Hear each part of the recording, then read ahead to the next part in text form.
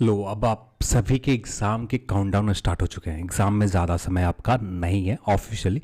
जो मैंने आप सभी से कहा था ना, ठीक वैसे ही हुआ। आप पुराना वीडियो जाकर आप देख सकते हैं, जो आपको आई बटन के ऊपर मिल जाएंगे। ठीक वही एग्जैक्ट सेम डेट निकल कर आया। मैंने पहले भी कहा था जो एग्ज़ाम अनाउंसमेंट होंगे अप्रैल के फर्स्ट वीक या सेकेंड वीक में आपका एग्ज़ाम अनाउंसमेंट हो गए।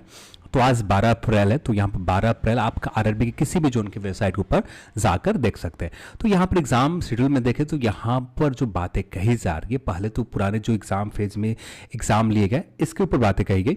जो 7 फेज में एग्ज़ाम हुए थे 28 दिसंबर 2020 से लेकर 31 जुलाई 2021 तक आपका एग्ज़ाम चला। सेकंड पॉइंट में कहा जा रहा है कि जो आपका रिजल्ट जारी किए गए थे 30 मार्च से लेकर 1 अप्रैल 2022 को आरआरबी एनटीपीसी ने रिवाइज रिजल्ट को इस बीच में जारी कर दिए गए।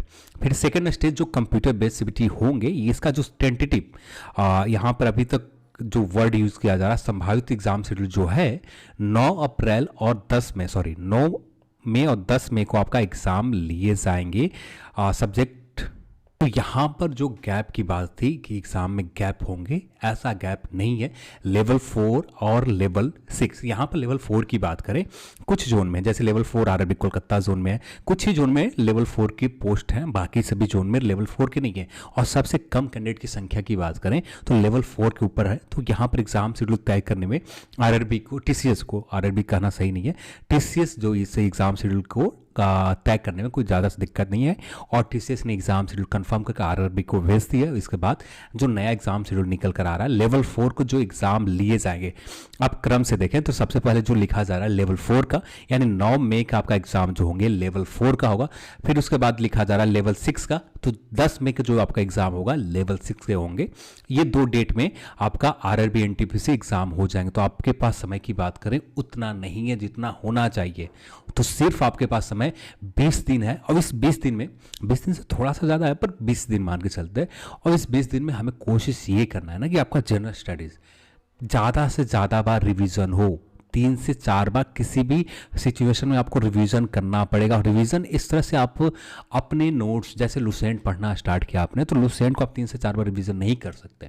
जैसे पुराना जो सिलेबस जिस वीडियो में हम लोगों ने बात कर रहा था एग्जाम स्टडीज के ऊपर, उसमें मैंने एक चीज़ बताया था कि ये हर चीज़ को एक क्रक्स बना लो आप। क्रक्स होता ये है कि जैसे एक पॉइंट लिखा, जैसे ये टोटल सारे पॉइंट है, ठीक है, आप इस पॉइंट को मिनिमाइज करने के लिए आपको दिया जाए ये टोटल 6 पॉइंट के, तो कितने पॉइंट में मुश्किल से इतने जगह में आप पूरे लिख सकते हो। एनटीपीसी एग्जाम जो कंडक्ट हुआ 28 दिसंबर से लेकर 31 जुलाई, आपको पता है बस कब हुआ, एग्जाम शेड्यूल हुआ, बस इतना लिख दिए, काम चल गए। फिर एग्जाम नया शेड्यूल कब हुआ, ये तो इस तरह के क्रक्स बनाए जाते हैं। और ये क्रक्स आपका रहता है ना कि एग्जाम के समय रिवीजन में आपका समय बहुत ज़्यादा बचाता है।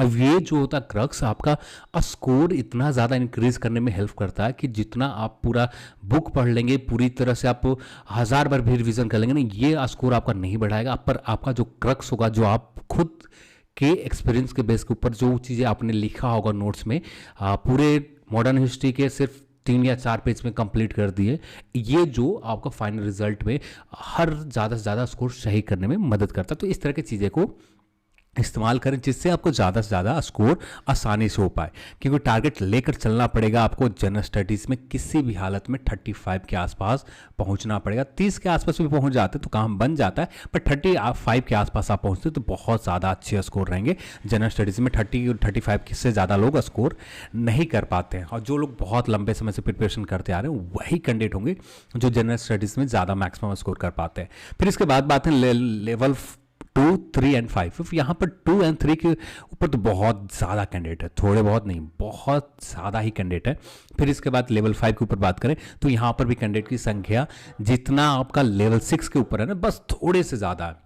लेवल 6 से थोड़े से ज़्यादा कैंडिडेट की संख्या, तो यहाँ पर लेवल 5 के ऊपर भी एक दिन में तो मैनेज कर लिए जाएंगे, पर यहाँ पर लेवल 2 और 3 भी एक दिन में मैनेज होगा। पर यहाँ पर एक गैप लिया जाएगा 2 और 3 के एग्ज़ाम में। अब इसमें थोड़ा सा समय, क्योंकि एग्ज़ाम सेंटर को मैनेज करना इतना आसान नहीं होता, थोड़ा समय लग जाएंगे।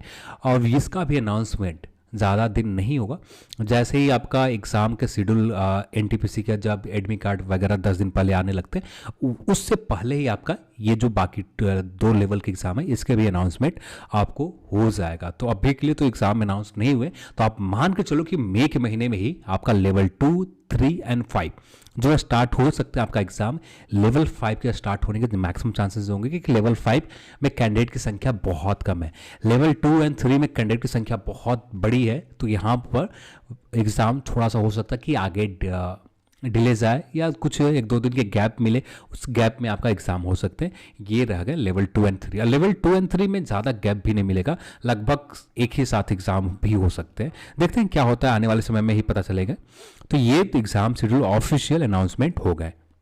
और रही बात ग्रुप डी की, तो जो ग्रुप डी में आपने जुलाई के महीने में बात किया गया था, तो लगभग 1 मंथ पहले, जैसे यहाँ पर 10 मई की एग्ज़ाम है, तो 1 मंथ पहले लगभग मई के पहले सप्ताह में आरआरसी ग्रुप डी के भी ऑफिशियल जो एग्ज़ाम शेड्यूल है ये निकल कर आ जाएंगे।